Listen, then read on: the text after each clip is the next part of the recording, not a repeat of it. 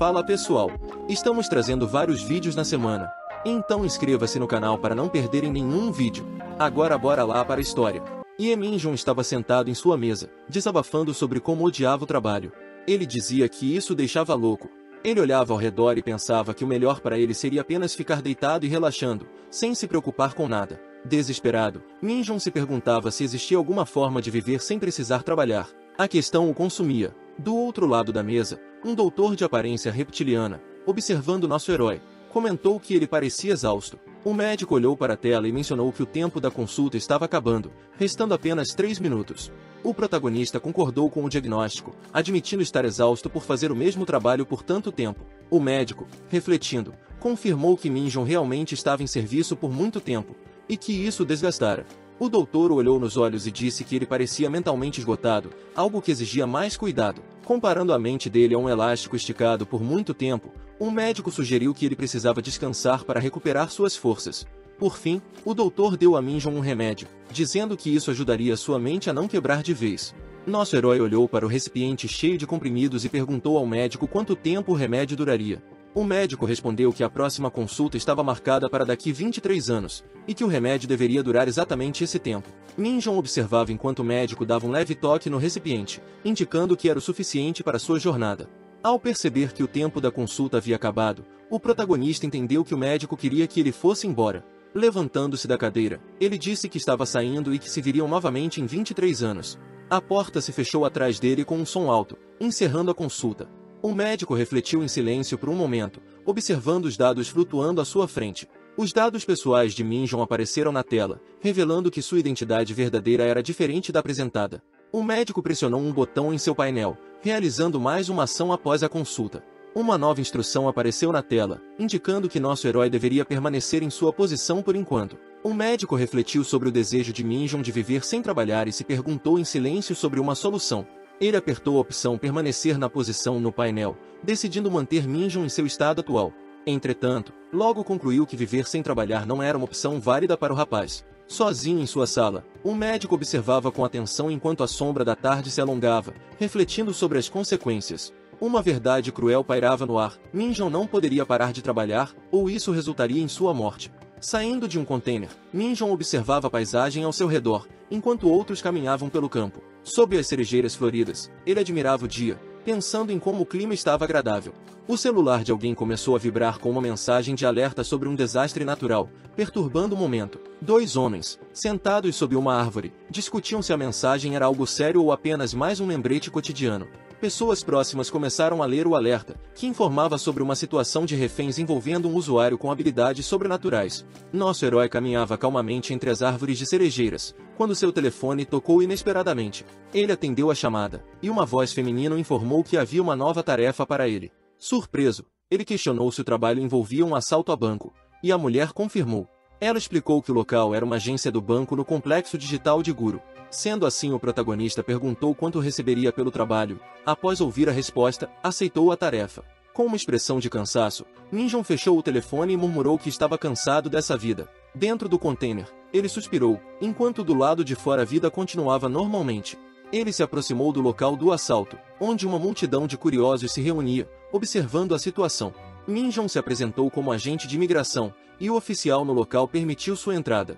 Agora, ele se preparava para enfrentar mais uma missão, entrando no prédio com seu crachá em mãos. Min-jong foi abordado por Jonpal, um oficial com presas afiadas que o reconheceu de longe, saudando-o animadamente. Nosso herói retribuiu o cumprimento e perguntou se o assaltante era um criminoso atuando sozinho, e o policial confirma que sim. Jonpal informou que, de acordo com o último refém a escapar, restavam 4 reféns no local e a maioria estava inconsciente. Em seguida, o protagonista decide assumir a situação a partir dali, despedindo-se de Jonpal, que acenou em concordância. Enquanto ele se afastava, o policial refletia sobre o fato de um agente do agente de imigração ter sido chamado, confirmando suas suspeitas. Min-jong retirou alguns selos mágicos do bolso, prontos para serem ativados, enquanto murmurava palavras antigas. Uma chama mística surgiu em sua mão, queimando os selos com uma energia poderosa e controlada. O céu acima do prédio se iluminou com símbolos mágicos, enquanto um grande círculo arcano se formava. Uma explosão de energia intensa aconteceu no centro do círculo, concentrando o poder místico em um ponto específico. A energia continuou a se expandir, atingindo um ápice de luz vermelha que sinalizava o início de algo grandioso e potencialmente perigoso. Uma explosão de fumaça densa começa a subir no céu, logo abaixo de um círculo mágico vermelho brilhante. Algo poderoso está acontecendo no prédio ao longe. As pessoas que observam à distância começam a notar o que está havendo. Alguém menciona que um mago está envolvido e suspeitam da presença de um agente no local. O jovem determinado caminha em meio à fumaça espessa e, sem hesitar, informa que vai entrar no prédio para lidar com a situação.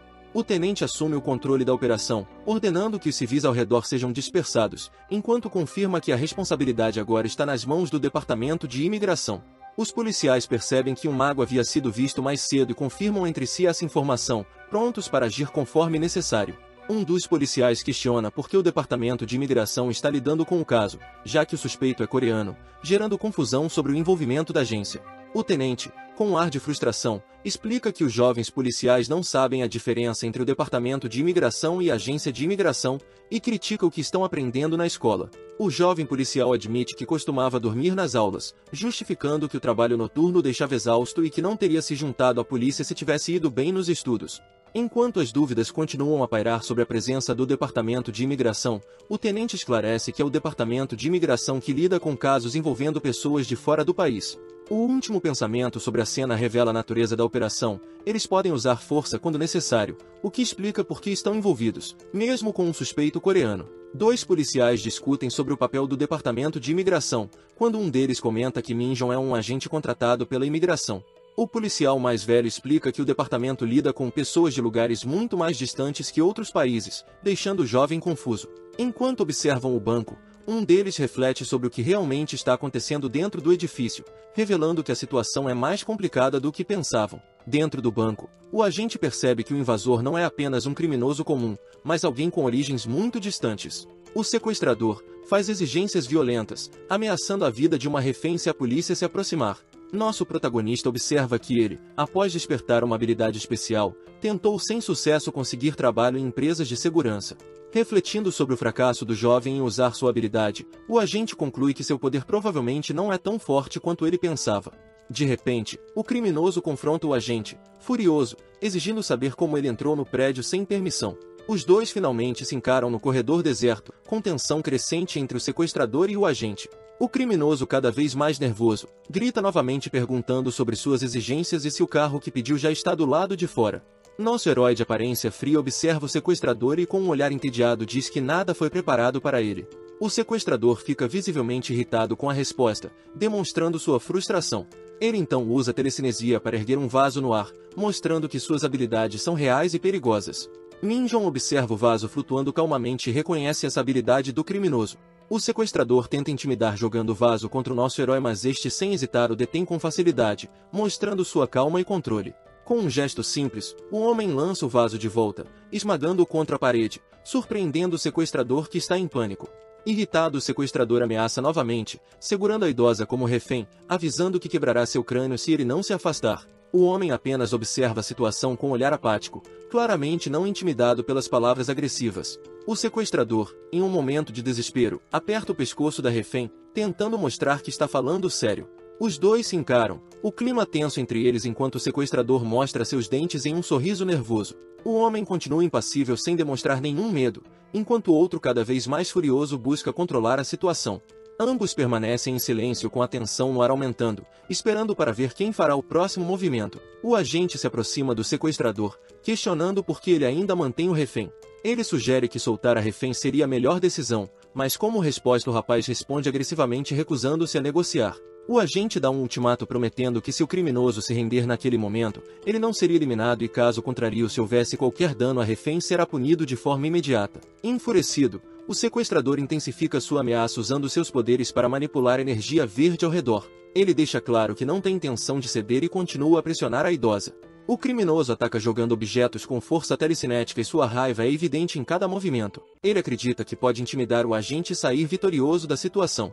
O agente, mantendo a calma, pega talismãs de seu casaco, preparando sua próxima ação.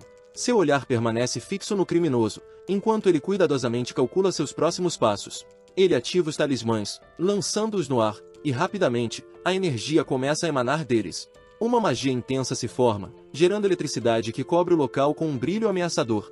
Os talismãs lançam raios poderosos que atingem as paredes e objetos ao redor. A energia acumulada começa a transformar o ambiente, criando uma sensação de perigo iminente. A eletricidade finalmente se intensifica, resultando em uma explosão que destrói móveis e causa grande caos. Enquanto isso, o sequestrador, que antes estava confiante, agora parece desorientado com a magnitude do poder do agente. O impacto deixa o criminoso atordoado e ele não esperava que o agente fosse capaz de tal poder e começa a perceber que subestimou gravemente a situação. Com o local devastado pela energia mágica, o sequestrador em choque questiona o que está acontecendo. Sua confiança desaparece enquanto ele encara a destruição e o poder do agente, que agora domina completamente a situação. O homem observa a barreira roxa à sua frente e se espanta ao perceber que o adversário está completamente ileso, questionando o que está acontecendo. Por fim, o protagonista pega uma faca em mãos e dá sua advertência final, exigindo que o refém seja liberado imediatamente, mantendo uma postura firme. O sequestrador, percebendo a autoridade do homem, tenta provocá-lo, dizendo que ele é apenas um cão de guarda do Departamento de Imigração. Surpreso, o refém questiona como foi reconhecido tão facilmente, e o sequestrador responde com arrogância, rindo, afirmando que seria estupidez não perceber quem ele é. O sequestrador, confuso, começa a refletir sobre a situação e, repentinamente, algo em sua memória desperta, ligando os pontos de como chegou a essa situação. Ele relembra o encontro com a senhora, pensando que ela era apenas uma velha inofensiva, que se aproximou para avisar sobre algo em suas roupas. Lentamente, ele se lembra do toque estranho da senhora, que parecia inocente, mas que agora, ao refletir, percebe que havia algo suspeito naquele momento. De repente, ele se vê envolvido por algo invisível, sem entender o que está acontecendo, e em desespero começa a gritar, perguntando o que é isso. O pânico toma conta do sequestrador, que tenta desesperadamente se livrar das amarras invisíveis, mas quanto mais luta, mais preso fica. Caído no chão, ele grita incessantemente, puxando as amarras invisíveis em uma tentativa desesperada de se libertar, mas sem sucesso. A velha ainda tenta controlar o jovem, que está preso por fios, mas parece estar falhando. Ela comenta que pensava que ele estava apenas distraído. O agente menciona as acusações contra a velha, que incluem tentativa de homicídio, roubo e entrada ilegal em uma dimensão primitiva. Além disso, ele destaca a posse de livros ilegais. Com uma expressão determinada, o agente se prepara para agir, segurando firmemente a faca. Seu semblante sério revela que ele está pronto para finalizar o confronto. O agente desfere um golpe preciso, cortando a velha com habilidade. O líquido vermelho espirra, demonstrando a eficácia de sua ação. Ele segura o punho bem machucado após o ataque. O agente observa o resultado, mantendo sua postura confiante. O líquido vermelho se espalha no chão, criando uma poça que reflete o impacto da luta. O confronto parece estar se aproximando de um desfecho. A velha, ainda conectada pelos fios ao jovem, observa o agente de longe, sentindo uma energia sinistra que a deixa apreensiva. Ela reflete sobre a situação e conclui que, independentemente do que o agente esteja planejando, ela não pode permitir que ele ataque sem reagir. O jovem ainda está preso pelos fios enquanto a velha se esforça para manter o controle. Ambos parecem estar em uma situação crítica. Os fios, controlados pela velha, se aproximam do jovem. Ele encara o perigo, ciente de que sua situação está ficando cada vez mais complicada. As linhas energéticas rompem com força, revelando o poder imenso que estava sendo concentrado para o ataque final. A tensão no ar é palpável. O jovem é completamente dominado pela energia, sua expressão é de sofrimento enquanto as linhas o envolvem, como se estivessem drenando sua força vital. A velha, observando tudo com um olhar frio e calculista, percebe que pode espremer o poder acumulado do jovem para ganhar vantagem sobre o inimigo. Determinação toma conta dela enquanto se prepara para liberar a energia absorvida, confiando que isso será o suficiente para confrontar o agente da imigração. As energias finalmente se chocam, uma coloração verde e roxa explodem em todas as direções, provocando uma violenta batalha de forças opostas. A colisão das energias é tão intensa que a barreira que estava protegendo o local começa a rachar, mostrando sinais de fragilidade. Do outro lado da barreira, o agente observa calmamente, preparando um contra-ataque com uma esfera de energia verde que começa a se formar em suas mãos. Com um movimento preciso, ele dispara o ataque. A energia verde avança em direção à barreira, cruzando o campo de batalha com velocidade e intensidade. Rodeado por símbolos mágicos, o agente ativa uma antiga magia, preparando-se para o desfecho enquanto o ambiente ao seu redor se transforma. O chão é manchado pelo líquido vermelho, intensificando a aura sombria que emana dele, sugerindo que o feitiço que está prestes a ser completado tem consequências perigosas. O homem segura sua mão bem suja, sentindo a dor se misturar com uma energia negra que começa a envolvê-lo, seu poder sombrio crescendo. A mulher olha chocada, reconhecendo a natureza desse poder maligno, e em pânico ela se pergunta se aquilo é possível. Uma explicação se forma em sua mente: a magia negra é a manifestação da força vital roubada através da dor e é proibida em quase todos os lugares. O ser sombrio, que se alimenta desse sacrifício, observa a situação e despreza o sacrifício feito apenas para capturar um criminoso insignificante. O homem, agora cercado por uma aura maligna, caminha em direção ao seu alvo, com o ser demoníaco logo atrás dele, pronto para atacar. Ele esboça um sorriso frio, ciente de que o poder que o consome pode ser a chave para terminar aquela batalha. O ser maligno se aproxima, enquanto o homem prepara uma arma, sua intenção mortal é clara.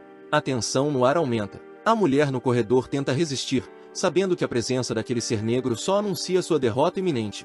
Ela finalmente percebe, em um misto de desespero e admiração, que ele está disposto a sacrificar décadas de sua vida para capturar alguém insignificante como ela. O homem ergue o braço, invocando uma aura sombria que preenche o ambiente, pronto para liberar seu poder. Ele encara com seriedade enquanto estende a mão, controlando a energia maligna que flui ao seu redor. O demônio avança com seus olhos roxos brilhando intensamente, deslizando pelo chão em direção à mulher. Ela se prepara para o ataque, seus fios brilham em defesa enquanto a figura sombria se aproxima ameaçadoramente. A mulher rende os dentes, lutando para conter o avanço do monstro, enquanto seus brincos caem, mostrando o impacto do confronto. O demônio agarra pelos braços, sua força esmagadora tornando evidente a diferença de poder entre os dois. Ela grita de dor e horror, sua expressão de desespero enquanto o monstro continua seu ataque implacável. Partes de seu corpo são arrancadas violentamente pelo demônio, que continua a avançar sem piedade. O demônio atinge com violência, seu poder negro atravessando a mulher e a lançando ao chão. A batalha termina com o demônio triunfante, e o silêncio toma conta do ambiente após o ataque devastador. A mulher é arremessada com força pelo impacto, seu corpo atingindo a parede e caindo no chão com força. Ela permanece caída, com um líquido verde espalhado pelo chão, rindo amargamente enquanto sua força se acaba. Enquanto seu corpo se deforma e derrete, ela admite para si mesma que não esperava que ele fosse tão forte. Seus olhos arregalados e o corpo destruído são a evidência do choque que a derrota lhe trouxe. O demônio, imponente, observa sua presa caída, enquanto o homem, sereno, comenta sobre o sabor amargo da derrota. Desesperada, a mulher implora por sua vida, oferecendo recompensas em troca de misericórdia. Jinvon, com uma expressão fria, questiona como ela poderia recompensá-lo, enquanto se ajoelha para ouvi-la. Ela explica sobre um fragmento de alma valioso, revelando que muitos criminosos estão em busca dele.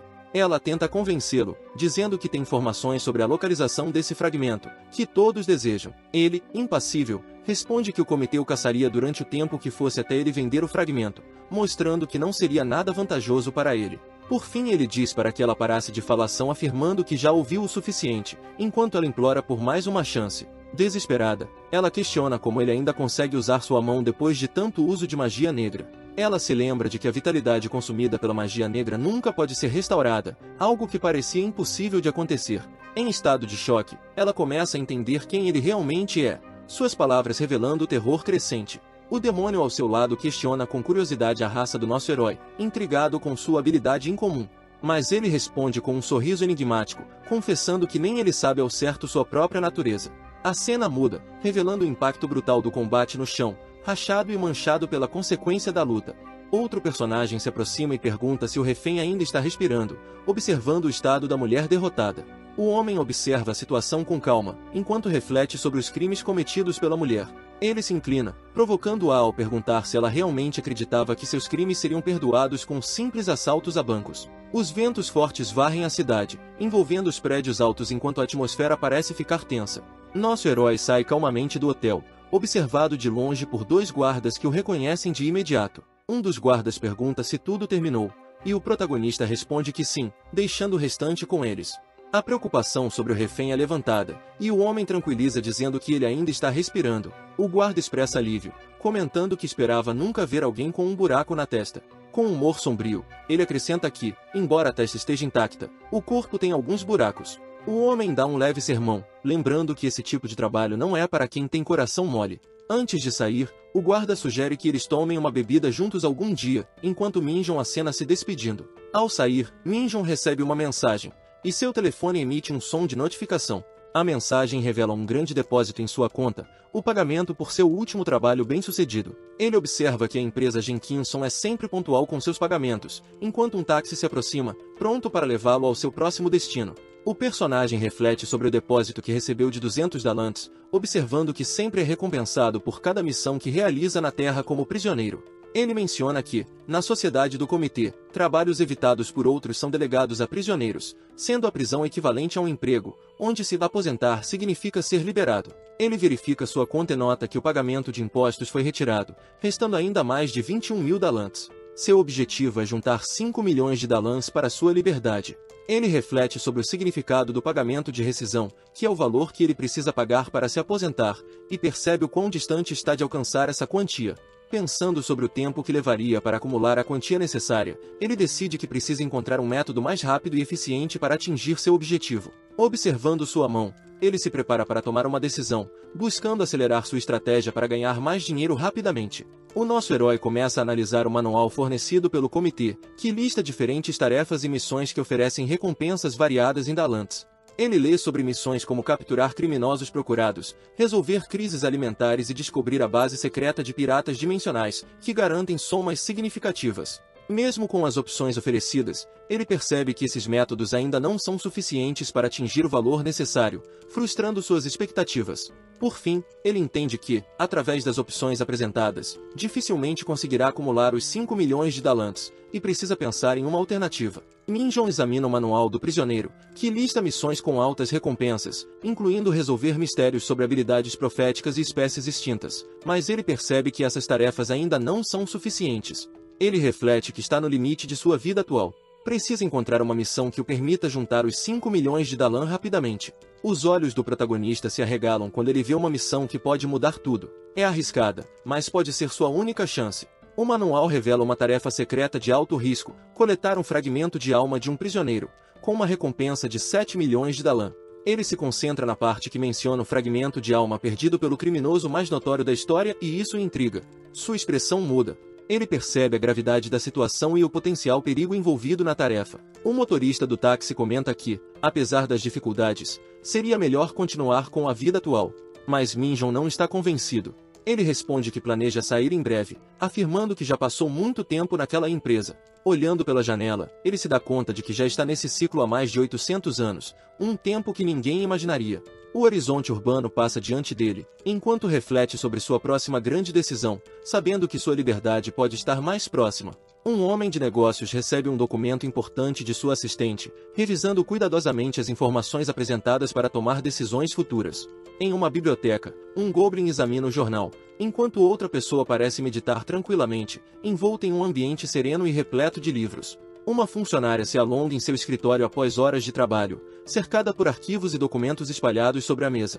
Na rua, algumas pessoas parecem correr, talvez assustadas ou em fuga, enquanto um poste de luz revela vestígios de um anúncio removido. Ainda sentado num carro, reflete com um sorriso determinado, dizendo a si mesmo que dessa vez ele deixará a empresa de vez. Sua expressão se fecha, revelando sua frustração interna, enquanto pondera sobre as decisões que está prestes a tomar. A visão de uma livraria tranquila surge no horizonte, trazendo um contraste pacífico ao turbilhão de pensamentos em sua mente. Finalmente ele chega em sua casa e abre a porta com um semblante sério, preparado para o que quer que esteja à espera do outro lado. Quando ele entra, uma voz o cumprimenta, perguntando se ele finalmente chegou, deixando um tom de ironia no ar. Kati, sua secretária, sugere que ele troque seu celular e adote um smartphone, questionando seus hábitos antiquados de leitura de jornais físicos. Kati reclama para o protagonista o quanto é irritante ter que ligar e enviar mensagens separadamente para ele, como parte de sua rotina. Ela o informa que ele é o segundo em sua lista de contatos mais frequentes, superando até sua própria mãe. Curioso, Minjon pergunta quem está em primeiro lugar, e Kati responde que é o cartão de crédito. Ao pegar um pacote, o nosso herói se pergunta o que é aquilo, e Kati responde que o pegou no caminho. Surpreso com o conteúdo, ele questiona a quantidade de batatas e por que Kati, que mora sozinha, compraria tantas. Ela explica que foi uma oferta, e que ele deveria gostar de comida simples, enquanto sugere que ele economize mais. Kati brinca, perguntando se a visita dele é por causa de trabalho, e ele confirma que sim, como esperado. Ela menciona que o departamento de imigração ainda está insistindo em um caso, mas não tem certeza se ele aceitaria. Ele abre o arquivo e vê que se trata de um caso de pessoa desaparecida, o que o faz refletir. O desaparecido é o CEO Jang Taejon, de uma empresa de grande capital, e agora a imigração suspeita que ele seja um alienígena sem permissão de estadia. Kati explica que, mesmo que Jang Taejon não volte, o governo precisa de provas físicas de que ele era alienígena para resolver o caso. Minjon pergunta se há algum parente que possa herdar as ações de Jang Taejon, mas Kati responde que ele não tem familiares conhecidos. A garota menciona que, embora haja um testamento, o departamento de imigração ainda não o garantiu. O jovem observa que a herança pode ser recebida sem relação de parentesco, e Katy acredita que o governo está tentando pegar as ações antes que isso aconteça. Então nosso herói deduz que se o caso foi entregue a ele, significa que a administração realmente quer as ações. Ele considera que talvez seja uma boa oportunidade para quitar algumas dívidas pendentes. Ao se levantar, o protagonista avisa que vai sair por um tempo e pede que Katy tranque a porta quando sair. Katy sorri e comenta que ele é um verdadeiro viciado, sempre focado em trabalho. Do lado de fora, o jovem protagonista vê Dong-gu, o zelador Goblin, e o cumprimenta amigavelmente. Dong-gu fica surpreso ao ser chamado, mostrando que não esperava a visita dele. O Goblin sorriu com entusiasmo ao ver o detetive e disse que era bom vê-lo novamente, mas chamou-o de mestre, o que fez Minjong suspirar pois não gostava de ser chamado assim. O agente pediu para que Dong-gu parasse de chamá-lo assim, explicando que as pessoas poderiam ter ideias erradas, sugerindo outros títulos como chefe ou agente. Dong-gu tentou justificar, dizendo que a pronúncia era difícil. Confuso, a criatura explicou que no primeiro andar, o chefe era chamado de chefe, mas no segundo, ele devia ser tratado como um mestre, o que fez o Minjong rir e questionar quem o apresentou assim. Ainda brincando, nosso herói sugeriu que pensassem em outro nome. Porém, Dong-gu, sem perceber a mudança, o chamou de mestre mais uma vez, enquanto ele já seguia seu caminho. Entrando na livraria, o protagonista parecia surpreso ao notar algo inesperado no ambiente, sua expressão mudando ao perceber algo. Ele ficou impressionado com a habilidade do homem à sua frente em revitalizar uma planta e o elogiou, chamando-o de elfo. O homem, surpreso, questionou a sua chegada. O homem o repreendeu, dizendo que ele não deveria mais tentar cuidar de plantas, perguntando como ele conseguiu tirar a vida até um cacto. Enquanto isso, Minjong apenas ouvia, meio envergonhado. Tentando se defender, ele explicou que não havia comprado a planta, foi um presente. O homem, irritado, lembrou que aquele lugar era uma livraria, e não uma floricultura. Mudando de assunto, o nosso herói perguntou se Dong-gu estava cumprindo bem suas funções, tentando desviar a conversa da planta que quase tirou a vida. Enquanto isso, Dong-gu estava do lado de fora, alegremente assobiando enquanto continuava a varrer a entrada da livraria. O Goblin era faxineiro e continuava varrendo intensamente, seus movimentos levantavam poeira enquanto ele se dedicava ao trabalho, demonstrando empenho. O detetive e o homem-elfo observavam Dong-gu do lado de dentro da livraria, e o elfo comentou que ele estava, sem dúvida, trabalhando arduamente enquanto Minjong apenas concordava. O elfo perguntou a ele como poderia ajudá-lo dessa vez, pois parecia que ele não estava ali apenas para conversar. O detetive pensou que o elfo era perspicaz, possivelmente por ter sido um agente dos Estados Unidos, e explicou que estava procurando por alguém, algo na qual o elfo era especialista. O elfo, sorrindo, disse que ajudaria o máximo que pudesse e, em troca, Minjong ofereceu reduzir o valor do aluguel dele naquele mês. Mas o rapaz elfo recusou a oferta, dizendo que ainda tinha um pouco de dignidade e que, se o aluguel fosse reduzido ainda mais, seria praticamente gratuito. Em seguida o elfo invocou uma entidade espiritual com facilidade, perguntando se poderia ajudar na busca que o detetive mencionara. Enquanto ela surgia, o detetive refletiu que, quando um espírito era invocado, ele tomava a forma daquilo que o invocador mais sentia falta. Impressionado com a rapidez da invocação, o detetive elogiou as habilidades do elfo, perguntando qual era o segredo para tamanha maestria. O elfo, segurando uma folha com informações, perguntou ao espírito se poderia encontrar a pessoa que o detetive procurava. O espírito invocado começou a projetar a imagem de uma pessoa que o detetive estava procurando, trazendo à tona o rosto de um homem mais velho. O espírito, animado, deu uma risada ao realizar sua tarefa, enquanto observava o progresso da invocação e do trabalho de rastreamento. A energia do espírito se espalhou pela livraria, percorrendo as estantes enquanto procurava a pessoa que o detetive desejava encontrar. Após completar o processo, o elfo e nosso herói agradeceram ao espírito pelo auxílio, satisfeitos com o sucesso da invocação. Do lado de fora, a fachada da livraria Evergreen estava tranquila, com o sol brilhando sobre o local, enquanto a busca continuava. Dentro do escritório, o agente recebeu uma visita inesperada. Uma batida na porta interrompeu seu momento de reflexão, e ele pediu que a pessoa entrasse. Dong-gu apareceu, ainda um pouco confuso, trazendo uma mensagem do chefe, pedindo para que o Minjong descesse por um momento. Voltando à livraria, ele foi informado de que a pessoa que ele procurava havia sido localizada com sucesso, trazendo alívio à sua busca. O elfo, impressionado com a eficiência, elogiou o protagonista, perguntando o que ele planejava fazer a seguir após encontrar o alvo. Surpreso pela pergunta, ele respondeu que pretendia interrogá-lo, mas o elfo sugeriu chamar outros especialistas para garantir o sucesso da missão. Minjon parecia inquieto, questionando o elfo sobre o verdadeiro significado do que estavam investigando. O elfo respondeu com seriedade, dizendo que havia um limite para o que ele poderia ajudar a revelar naquele momento. Em seguida, nosso herói perguntou se o alvo de sua investigação era humano e em resposta o elfo respondeu com hesitação, sugerindo que a resposta era complicada. Ele afirmou que a criatura em questão não poderia ser chamada de humana, dando a entender que havia algo mais sinistro. Logo, o Minjon se deparou com o corpo de uma pessoa suspensa no meio de uma floresta escura, aumentando o mistério do caso. Ele observou a cena com cautela, tentando compreender o que havia acontecido com a vítima que estava pendurada diante dele. Em seguida pegou seu telefone e fez uma ligação, relatando o que havia encontrado, revelando uma importante pista que descobrira no bolso da vítima. Ele comentou que o bilhete encontrado na vítima mencionava a existência de um testamento oficial, que ainda estava sendo procurado. Assim perguntou se o Departamento de Imigração já havia garantido a posse do testamento, mas foi informado que isso ainda não havia acontecido. Por fim, ele foi informado de que o testamento estava guardado com segurança no cofre VIP da sede do Shanshon Bank, colocando uma nova peça no quebra-cabeça. Determinando que tentar pegar o testamento seria impossível, ele decide mudar de estratégia e planeja visitar a casa de CEO Jang Taejon para continuar a investigação. Ao chegar lá, nosso herói se depara com Jonpal, que o cumprimenta com surpresa, perguntando por que ele estava ali. Um oficial elfo se aproxima, aliviado por eles se conhecerem, e comenta que o pedido de visita de ambas as agências foi um problema. Ele entrega a chave para os dois, sugerindo que resolvam o caso juntos, e pede que devolvam a chave depois. Jonpal comenta que a situação parece uma reserva dupla, enquanto Minjon diz que vai resolver a questão. Enquanto o protagonista se prepara para agir, o policial pergunta o que há para resolver, afirmando que ele foi instruído a ajudá-lo. Jonpal reflete que deveria ter percebido que a situação era complicada quando o caso foi transferido para a equipe deles. O caso em questão envolve desaparecimentos misteriosos de elfos, e a equipe especial foi designada para investigar. Jonpal comenta que, apesar de muitos orcs desaparecerem, eles foram encarregados de um único caso de desaparecimento. Enquanto caminham, Minjon conclui que a equipe original sabia que o caso acabaria nas mãos do Departamento de Imigração. Por fim, o velho orc recebe uma ligação do líder da equipe, preparando-o para lidar com a situação que teriam que lidar. Ele também é instruído a cooperar totalmente com o agente de imigração Minjon. Ele concorda com a orientação recebida na chamada e desliga, mostrando aceitação em seguir as ordens. Enquanto caminham, nosso herói sugere dividir as recompensas se o trabalho correr bem, e Jonpal responde que só quer uma bebida. O jovem sorri e propõe que vão ganhar o dinheiro para a bebida, mostrando confiança em concluir a missão. Dentro de uma sala moderna, Minjon observa ao redor, e um símbolo mágico aparece, indicando que ele está ativando algum feitiço. Ele se concentra pois vai conjurar um símbolo mágico, preparando-se para usar uma habilidade especial.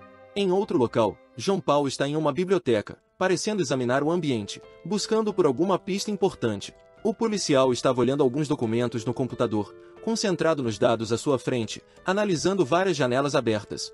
Enquanto isso, o outro Minjon explorava o ambiente, usando sua habilidade mágica para verificar qualquer sinal suspeito. O investigador orc informou que compartilharia os dados copiados do disco rígido no dia seguinte, e o outro aceitou com um leve sorriso. Com um tom sério, nosso herói pediu silêncio, percebendo algo estranho no ar. Eles escutaram o som de uma espada mágica, algo raro, e ficaram atentos. O protagonista reconheceu o som como de uma espada ego, uma arma incomum com consciência própria. Intrigado, ele questionou se essa espada poderia ser uma nova pista importante para o caso. Os dois homens caminharam pelo corredor, o som de um zumbido misterioso ecoava ao redor, deixando ambos alertas e curiosos. O mais alto olhou para o outro e disse que parecia estar vindo de algum objeto estranho na cozinha.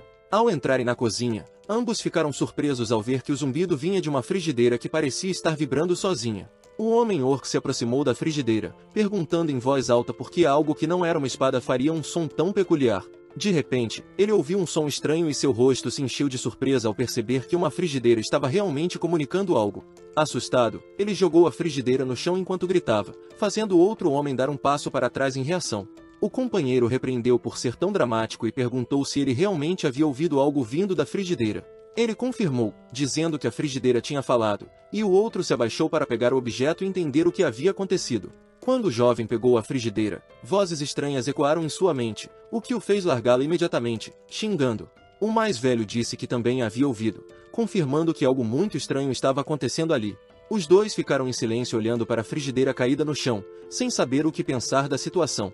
Ele suspirou, ainda perplexo com a ideia de um objeto inanimado estar falando com eles. Curioso, o homem de preto pegou a frigideira e perguntou o que ela era, obtendo uma resposta inesperada. A frigideira explicou que era cópia da consciência de um chefe famoso, projetada como uma ferramenta de cozinha com inteligência artificial. Com um rosto pixelado aparecendo na tela da frigideira, ela fez um som divertido, deixando o homem ainda mais surpreso. Algum tempo depois, em um lugar afastado, nosso herói observava a cena, o sol brilhando por entre as árvores. Ele comentou sobre o corpo à sua frente, admirando o trabalho e dizendo que parecia bem feito aquela imitação do diretor que havia assumido. Nosso protagonista revela que o corpo era um homúnculo, uma criação artificial.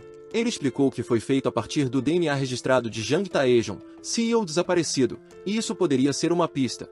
Ele então questionou por que alguém esperaria tanto tempo para criar um corpo falso, enquanto tentava entender o motivo por trás disso. A teoria sobre Jang Taejon ser um alienígena que forjou um corpo falso começou a se espalhar entre os envolvidos. Havia aqueles que lucrariam com isso, como a herdeira que se tornaria acionista majoritária de uma empresa multimilionária. Por outro lado, o governo tinha muito a perder, sendo incapaz de recuperar os ativos de um alienígena ilegal. Com a criação de um homúnculo, o nível de recursos envolvidos apontava para grandes conglomerados sendo cúmplices. Nosso herói refletiu que o caso havia se tornado muito grande e considerou recuar se não houvesse mais pistas.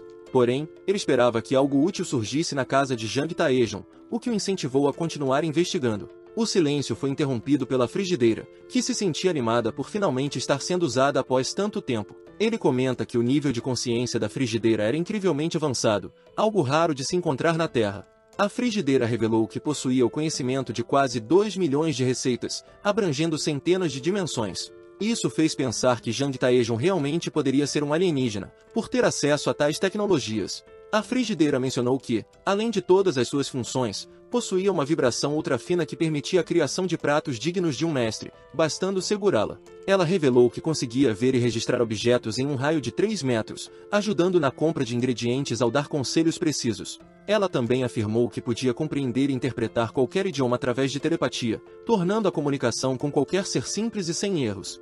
Quando questionada sobre Jang Taejon, a frigideira respondeu que ele a usava frequentemente, demonstrando uma conexão próxima entre os dois. O homem então afirmou que queria fazer mais perguntas sobre Jang Taejon, mas a frigideira, inesperadamente, pediu algo antes, intrigando-o. Ela solicitou para ser jogada ao chão novamente, assim como antes, dizendo que precisava de mais estímulo, o que o fez considerar se deveria atendê-la ou descartá-la.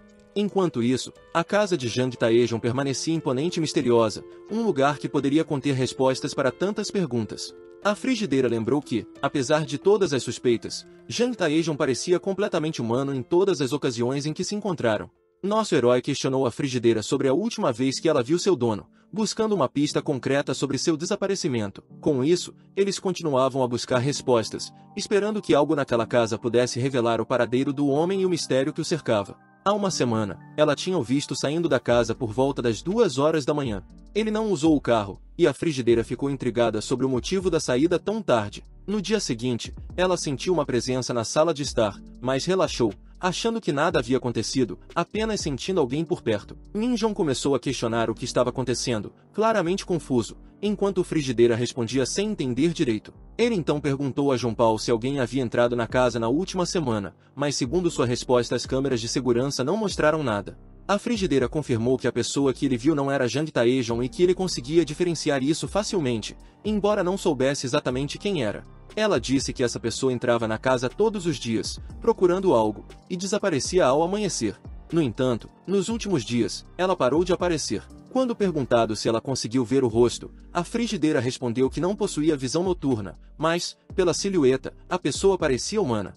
Eles deduziram que a pessoa usou algum tipo de magia de teletransporte para entrar e sair da casa sem abrir as portas. O protagonista então concluiu que alguém já havia vasculhado a casa antes deles, claramente utilizando essa magia. Ele percebeu que estava focando na busca por magia ativa, quando, na verdade, deveria ter investigado os rastros de magia do passado. O orc pergunta ao nosso herói o que ele está fazendo com a frigideira na mão. E em seguida ele explica que o mundo espiritual sobrepõe o mundo material, deixando rastros de magia. Ele diz que esses rastros são como pegadas na terra molhada e que precisa encontrá-los para identificar o intruso que entrou na casa. Os dois caminham juntos pela casa, confirmando que a sala de estar é o local das aparições. Jonpal aponta para o lado onde o intruso sempre aparecia. Minjong encontra algo e, sorrindo, afirma ter localizado o que procurava. Ele detecta 10 rastros de teletransporte no local. Os rastros correspondem exatamente ao número de vezes que o intruso apareceu e desapareceu, como relatado antes.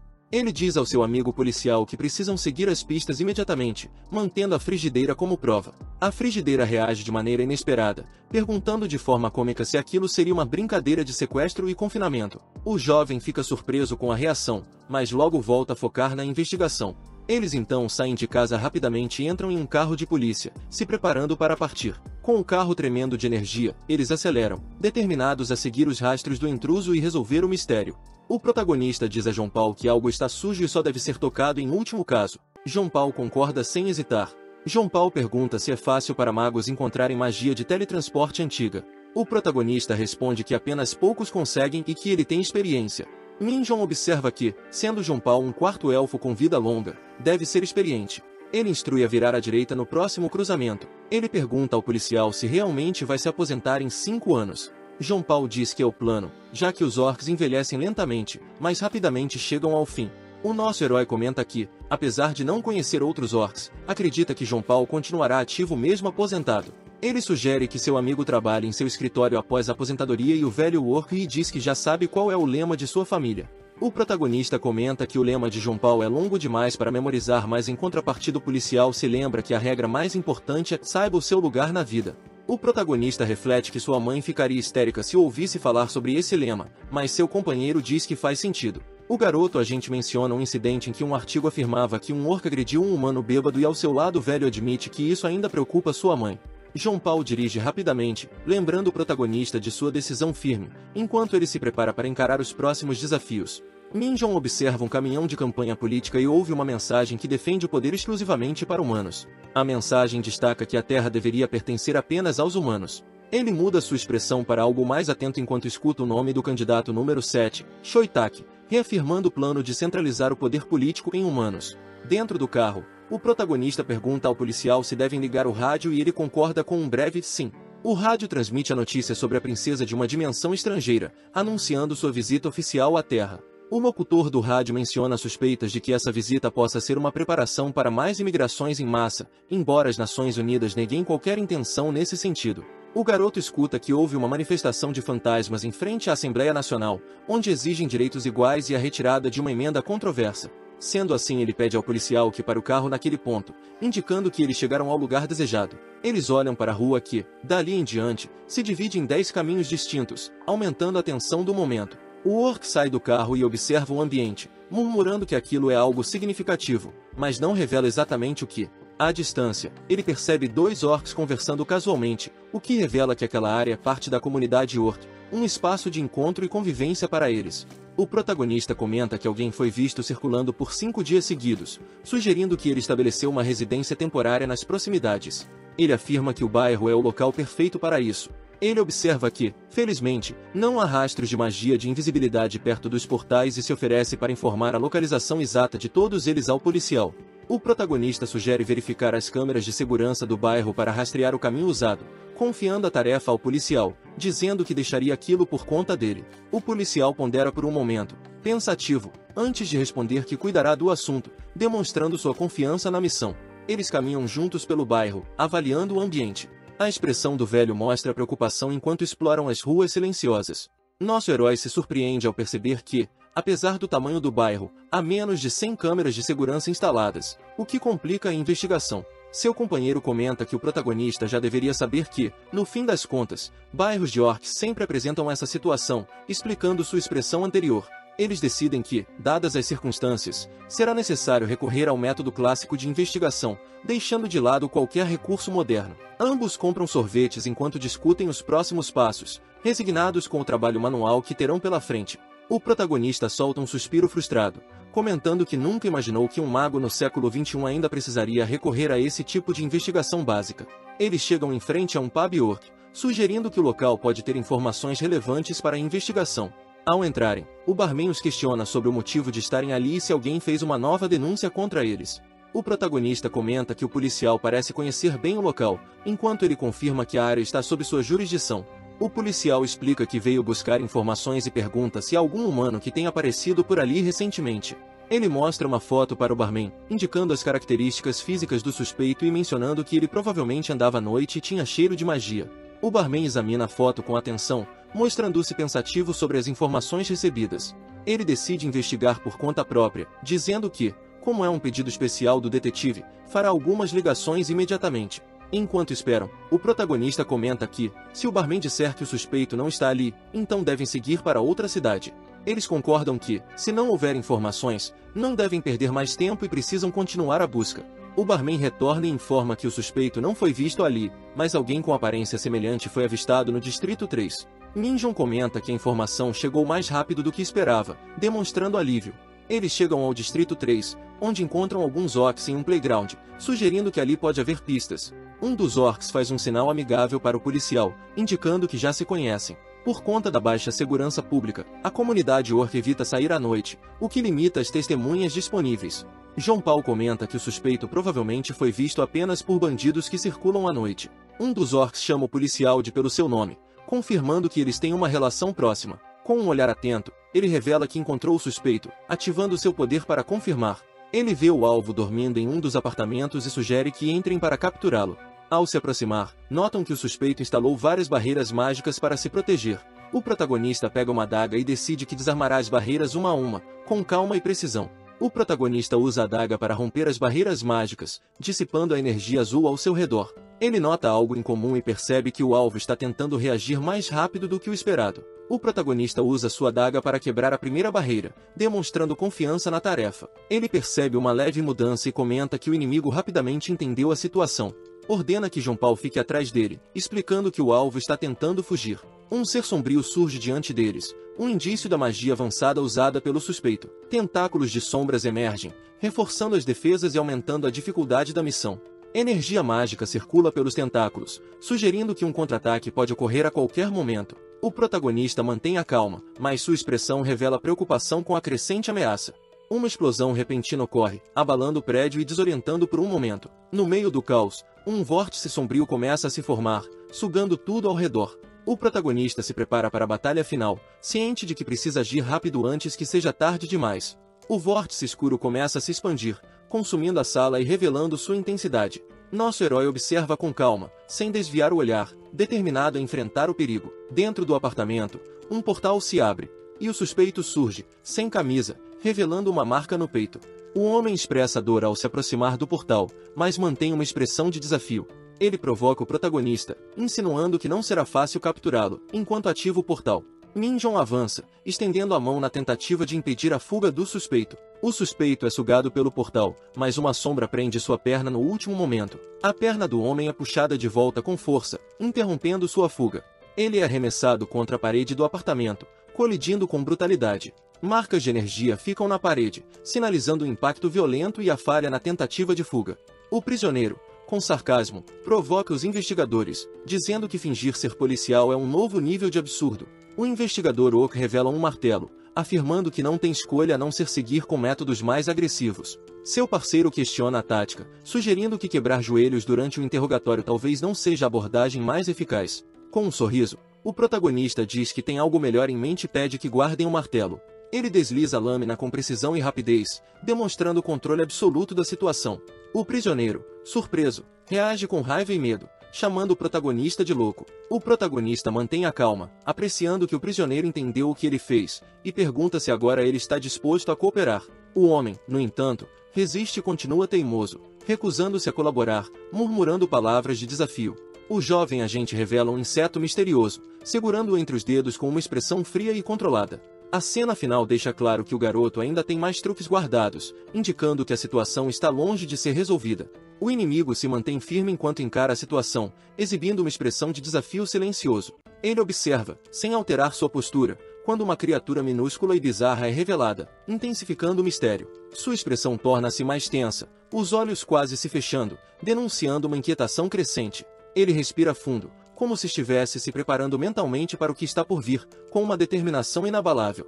A criatura se movimenta de forma ameaçadora, e seu corpo estranho parece indicar uma intenção sinistra. De repente, algo invade suas narinas, provocando um desconforto inesperado e rápido. O aliado pede que um gravador seja ativado imediatamente, indicando que algo importante está prestes a ser registrado. O objeto é entregue, e a expressão de alívio sugere que estão prontos para confrontar a situação com todas as informações necessárias. O prisioneiro começou a contorcer-se de dor, enquanto sua expressão revelava o desespero crescendo em seu rosto.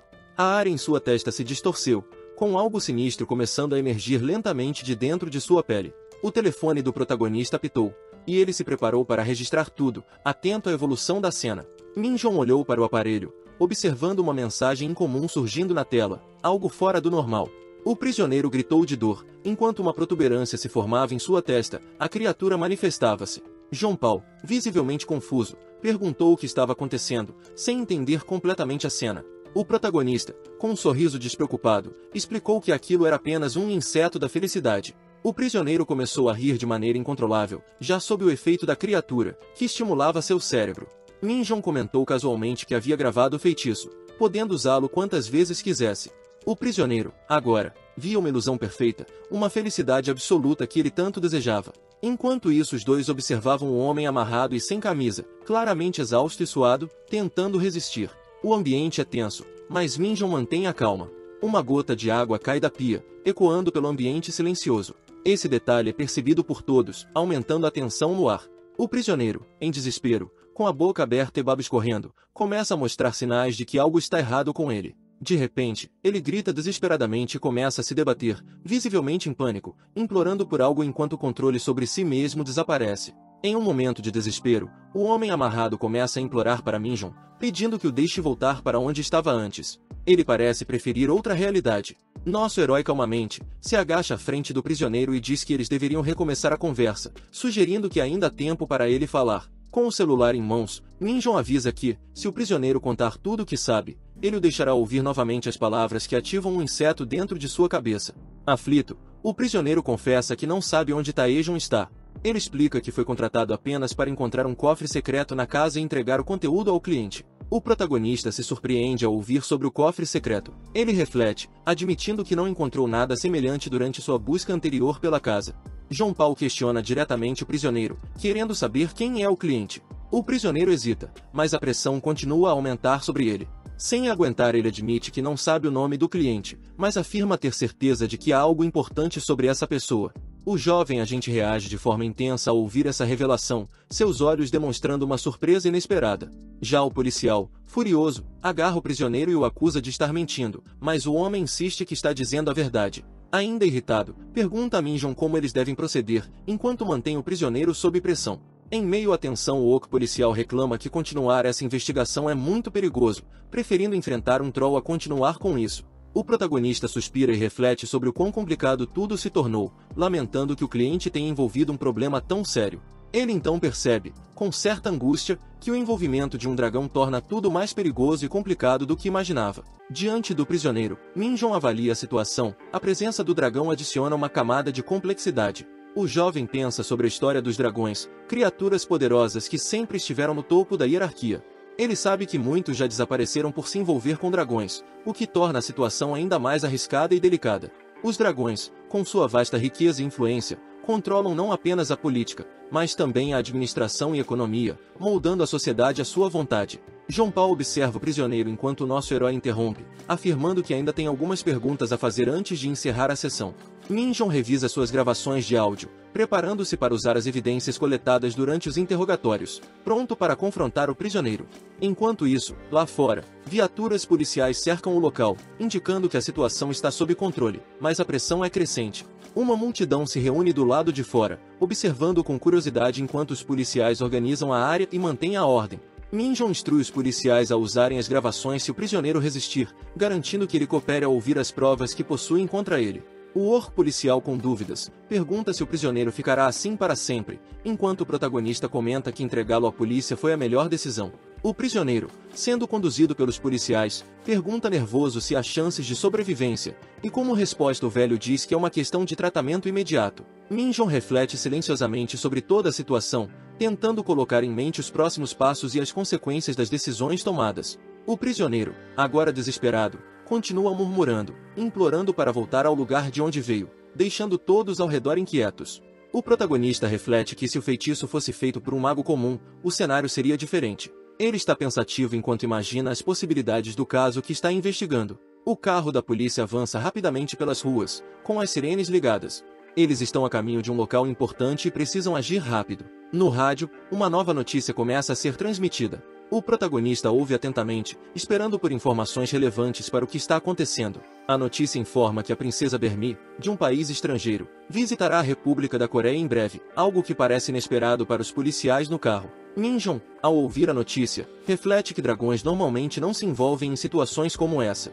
Ele pensa em 4 possíveis suspeitos que poderiam estar ligados ao que está acontecendo. O protagonista questiona quem, entre os 4 suspeitos, poderia ser o responsável por algo tão grande. Ele parece determinado a descobrir a verdade. O rádio muda para uma notícia sobre o mercado de ações. A informação parece estar relacionada ao progresso das investigações. A voz do rádio revela que a empresa Samsung atingiu 15% de seu limite de mercado, um acontecimento significativo no mundo financeiro que pode estar conectado aos eventos recentes.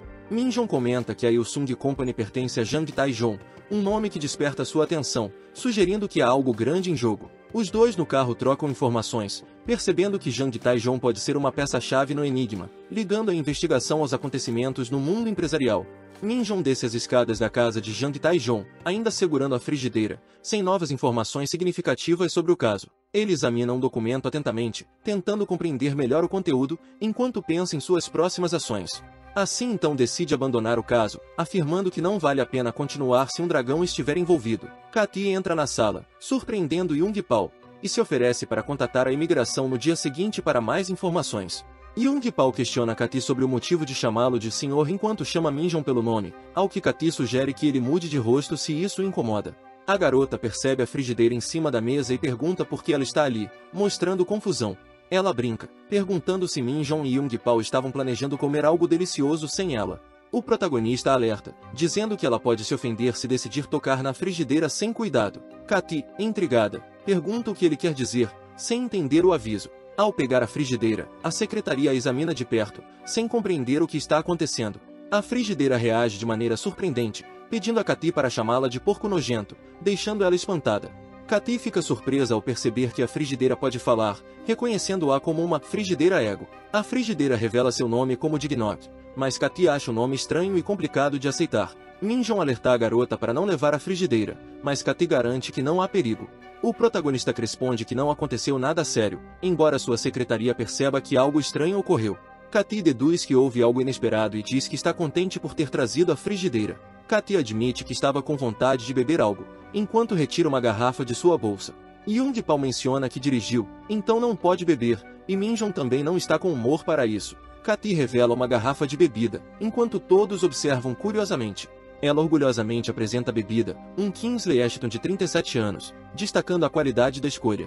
O protagonista e Young-pal discutem sobre comprar gelo, mas o protagonista diz que já tem na geladeira e que vai buscar comida para acompanhar o álcool, pedindo a Young-pal que espere 31 minutos. Sobre a mesa, há pratos de petiscos variados como carne e frutas, acompanhados por uma garrafa de bebida especial e um copo de bebida. O protagonista começa a beber a bebida, mostrando uma expressão de satisfação, enquanto parece relaxar com o sabor do álcool. Young-pal também começa a beber, seu rosto cora levemente, indicando que a bebida está começando a fazer efeito. O cenário muda para a vista da cidade ao entardecer, com as luzes dos prédios começando a acender, refletindo um ambiente mais sereno. De volta à sala, a mesa está agora desarrumada, com pratos vazios, uma garrafa caída e copos espalhados, mostrando que a comida e a bebida foram consumidas. O protagonista está deitado no sofá, com o corpo parcialmente exposto, parecendo exausto após a longa noite de bebedeira. Ele suspira pesadamente, dizendo para si mesmo que está cansado e claramente arrependido por ter bebido demais. Ainda deitado, ele se pergunta por que decidiu beber tanto, com uma expressão de arrependimento no rosto. Uma memória surge, mostrando Min-jong relembrando um príncipe do Império Grão, que o forçou a beber 250 anos atrás, reforçando sua melancolia atual. Ele enfrenta assombrações ao seu redor, questionando se está tentando esquecer os sussurros dos espíritos ao beber. De cabeça para baixo, ele percebe sua localização, afirmando ser seu eu verdadeiro, agora de volta à Terra. Ainda deitado, ele ouve batidas constantes do lado de fora, perguntando-se quem estaria lá tão cedo. O protagonista abre a porta cautelosamente, intrigado, e avista alguém inesperado à sua frente. É o Goblin da biblioteca que, com um semblante amigável e educado, o saúda enquanto segura um jornal e uma carta. O Goblin estende suas mãos longas e finas, entregando os papéis ao protagonista com respeito. O protagonista sugere que o Goblin não precisa se esforçar todos os dias, mas ele o rebate e sorri dizendo gostar disso. O pequeno ser, hesitante, tenta explicar o motivo de sua dedicação, ainda que sua resposta seja incompleta. Nosso herói observa várias cartas sobre a mesa, pegando uma delas e lendo com atenção. Ao ler, ele percebe uma conexão importante com o escritório do CEO, despertando sua curiosidade. Min Jong recebe uma carta solicitando sua presença no escritório do CEO para uma reunião urgente. Ele observa o texto, já imaginando possíveis desdobramentos. Decidido, ele sai rapidamente de sua casa, encarando o trânsito intenso da cidade, enquanto carros seguem em direção ao mesmo destino. No caminho, Min Jong pega um táxi. A cidade está movimentada e o trânsito é intenso, mas ele está focado em seus pensamentos sobre o encontro que terá. Ele chega ao prédio da Yoan Company, que parece majestoso. O edifício é grande, moderno e imponente, refletindo a importância da empresa. Min Jong entra no prédio, sendo recebido por uma recepcionista que o esperava. Ela comenta que já estavam aguardando sua chegada e prontamente o acompanha até o escritório do CEO. Enquanto caminha pelos corredores, o protagonista observa as grandes estátuas e a decoração luxuosa. A atmosfera é séria e autoritária, refletindo o poder da corporação. A recepcionista o leva até a porta do escritório do presidente. Ele hesita por um momento antes de bater, ciente da importância da reunião que está por vir. A porta se abre e o garoto se depara com uma figura enigmática que o observa calmamente. A tensão no ar é palpável, mas ele se mantém firme. A CEO observa com um sorriso frio. Ela é uma figura marcante, com cabelos longos e postura dominante, transmitindo confiança e poder. Observando a cena com atenção, enquanto ela explica os detalhes da missão que será delegada a ele. A investigação sobre o desaparecimento do presidente da Jang Taejon chamou a atenção do CEO da empresa Jenkins. Ela explicou que o CEO se envolveu profundamente no caso. Após a prisão de um membro da sociedade e as informações reveladas, ela fez questão de que o rapaz assumisse a responsabilidade pelo caso, solicitando sua presença. Ela questionou sobre quem ele achava que seria o responsável por contratar uma organização criminosa para realizar tal solicitação, insinuando uma presença misteriosa e poderosa. Pois, segundo a sua opinião, acreditava que 3 figuras de destaque poderiam estar envolvidas: Vetravia, Alispard e Edelines, sendo considerados os principais suspeitos no caso. O protagonista pensava consigo mesmo sobre as suspeitas, mas não conseguia entender por que ela estava sendo tão proativa em relação a este assunto. Ao perguntar sobre a companhia, nosso herói descobriu que a empresa era farmacêutica, o que levantou suspeitas sobre suas operações. Ela revelou que o CEO descobriu que a empresa tinha uma tarefa secreta, supervisionada pessoalmente pelo dono Jang Taejon, sugerindo algo muito além de atividades normais. O jovem refletiu que não era estranho para uma corporação esconder algo, mas ainda assim, ele achava a situação suspeita. Ela destacou que o verdadeiro problema não era a existência de um segredo, mas sim o que estava sendo pesquisado pela Ilsung Company. Finalmente, ela revelou o segredo que a companhia estava envolvida em pesquisas genéticas de dragões, um assunto perigoso e cheio de implicações. O corpo dos dragões é imune a doenças, capaz de se curar de ferimentos externos e sem histórico de doenças hereditárias. São seres verdadeiramente indestrutíveis. Por essa razão, não há necessidade de criar remédios para dragões, nem eles permitem que seus genes sejam estudados. A pesquisa da Ilsung certamente não tem aprovação dos dragões. Um dragão, ao descobrir tal pesquisa, reagiria com fúria, como mostrado pela destruição de uma cidade em chamas. Nosso herói questiona a ideia de que um dragão contrataria uma organização criminosa para resolver isso, e ele se pergunta quem teria feito tal ação. A cena revela a figura de Jang Taejon, cercada por um ambiente sombrio, como alguém envolvido em algo sinistro. O protagonista reflete sobre a teoria de Jang Taejon ser um alienígena. Ele questiona essa ideia, tentando buscar respostas. Em seguida, ele responde dizendo que nada foi confirmado, mas após revisar os registros de Jang Taejon, algo não parece certo. É levantada a suspeita de que Jang Taejon é o fundador da Ilsung, surgindo de repente e construindo um império do nada. A imigração suspeita de Jang Taejon ser um imigrante alienígena ilegal, colocando o CEO da Ilsung sob forte vigilância. O garoto acredita que o verdadeiro interesse do governo e da imigração vai além das aparências, algo maior está por trás disso. Em seguida, ele é informado sobre a situação envolvendo a pesquisa secreta da empresa e a necessidade de destruí-la ou controlá-la. Ele reflete sobre o cenário onde Jang Taejon ser um alienígena facilitaria a resolução da questão. A conversa continua, e Sra. Elfa lhe apresenta informações adicionais para ajudá-lo na investigação, sugerindo que a situação atual com o desaparecimento de Jang Taejon exigirá maior atenção. Ao receber um dispositivo contendo informações cruciais, o protagonista se pergunta sobre a utilidade daquilo, e a personagem sugere que ele dê uma olhada mais de perto. O protagonista então acessa o conteúdo do dispositivo, revelando dados detalhados sobre Kim Yeon-jojo, a diretora da empresa Ilsung, com quem ele terá que lidar. A investigação revela que ela recentemente tentou transferir o poder de Taejon para si mesma, uma ação suspeita, especialmente considerando que ele está desaparecido. A elfa que o chamou suspeita imediatamente dela e compartilha sua preocupação sobre o possível envolvimento dela no desaparecimento de Jang Taejon.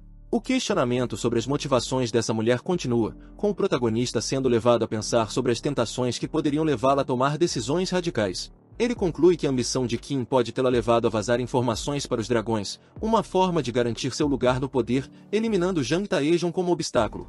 A mulher sugere que o desejo de Kim por poder pode ter sido a principal motivação para ela trair a empresa e vazar segredos, tornando-se uma jogadora perigosa nessa intriga. Com isso, o protagonista compreende que essa mulher pode ter se envolvido em algo muito maior, e que seus próximos passos exigirão extremo cuidado para evitar ser pego nas armadilhas políticas dessa luta pelo poder. O carro da polícia avançava pela estrada, com os dois ocupantes focados em sua missão. O tráfego denso não seria um obstáculo para o que tinham que enfrentar. Dentro do veículo, o agente permanecia introspectivo, enquanto seu companheiro, o policial Ork, dirigia de forma decidida. O ambiente no carro era carregado, refletindo a seriedade da situação. Eles chegaram ao imponente edifício da Ilsung, cuja estrutura dominava o horizonte urbano. A empresa, conhecida por seu poder, parecia tão inabalável quanto o próprio prédio. Na sala de reuniões vazia, ambos aguardavam pacientemente. O silêncio era cortado apenas pelos pequenos sons da cidade ao longe, mas nenhum dos dois se deixou distrair. O barulho da maçaneta girando quebrou a tranquilidade quando a porta finalmente se abriu. O encontro que esperavam estava prestes a começar. A diretora da companhia farmacêutica entrou na sala, pedindo desculpas pela demora. Ela justificou-se dizendo que havia acabado de sair de outra reunião importante. A mulher de postura firme, conhecida por sua influência dentro da empresa, mostrava uma confiança inabalável enquanto tomava seu lugar à mesa. De repente, o agente percebeu algo incomum. Um aroma estranho flutuava no ar, algo que imediatamente despertou sua desconfiança, embora ele ainda não conseguisse identificar. A executiva mencionou que já havia compartilhado todas as informações necessárias com o policial humano anteriormente, como se quisesse encerrar o assunto rapidamente. Ela destacou que restavam alguns pontos a serem tratados, agradecendo a colaboração dos dois. O agente, porém, continuava atento, esperando pela revelação de algo mais significativo. Minjong pergunta se algo estranho aconteceu antes do desaparecimento do CEO, como alguém novo aparecendo, mas a mulher responde que não discutia assuntos pessoais com ele. Ele menciona que ouviu falar que ela ajudou a construir a empresa desde o começo, mas ela questiona se trabalhar juntos por muito tempo realmente significa proximidade. O policial pede para fazer mais uma pergunta, enquanto Minjong reflete que essa situação parecia familiar, tentando lembrar onde e quando foi. Ela percebe que Minjong está diante de alguém que teve parte de sua energia vital drenada, reconhecendo imediatamente os sinais. Minjong fica com um olhar apático, percebendo algo importante sobre a condição daquela mulher. O orco ao lado comenta que, honestamente, a mulher parece muito suspeita, e nosso herói concorda em silêncio, sem dizer nada. A mulher, visivelmente incomodada, pergunta se eles terminaram, pois ela está muito ocupada e precisa ir. O protagonista comenta que ouviu que outra pessoa da empresa fez o relatório de desaparecimento, o que claramente a deixa desconfortável. Ele acrescenta que soube que ela foi contra o relatório, e ela justifica que achava que o CEO poderia voltar em breve. Ela explica que acreditava na chance de que o CEO pudesse retornar em breve, o que a levou a ser contra a denúncia de desaparecimento. Minjong observava a diretora calmamente, mantendo as mãos entrelaçadas sobre a mesa enquanto já esperava o próximo movimento. Ele a chamou pelo título de diretora, sua voz fria e controlada, atraindo a atenção dela enquanto ele começava a revelar sua intenção. Nosso herói explicou que tinha uma habilidade especial, insinuando que podia detectar algo sobre ela, deixando o local tenso.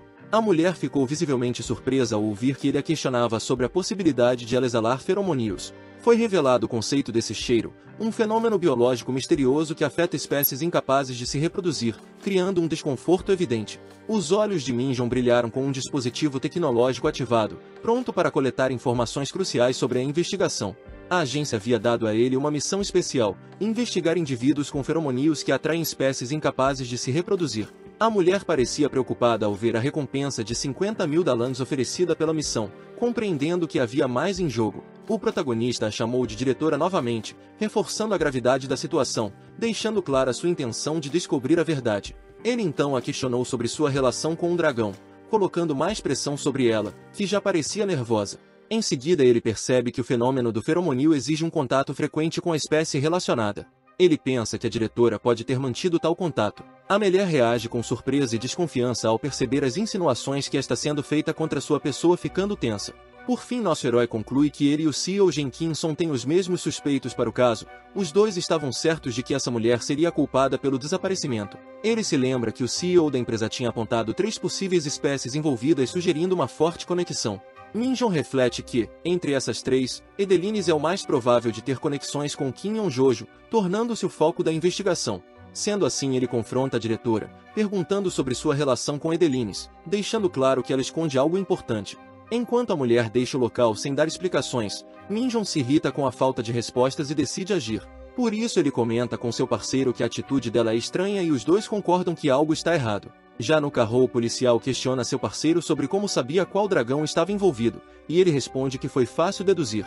Já irritado com o barulho em que a frigideira estava fazendo, ele bate ela com força no carro. A frigideira diz que sabia de algo importante, por isso começou a vibrar para tentar avisá-lo. Ela diz que a conversa que estavam tendo ali no carro parecia ser de alguém que ela conhece.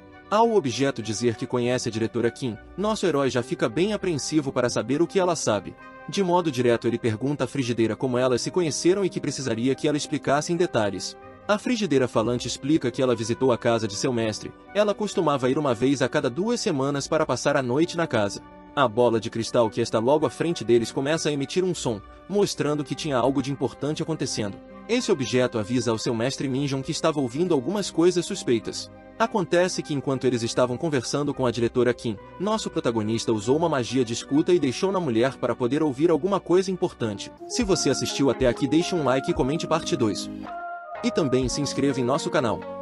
Te vejo no próximo vídeo. Até mais, pessoal!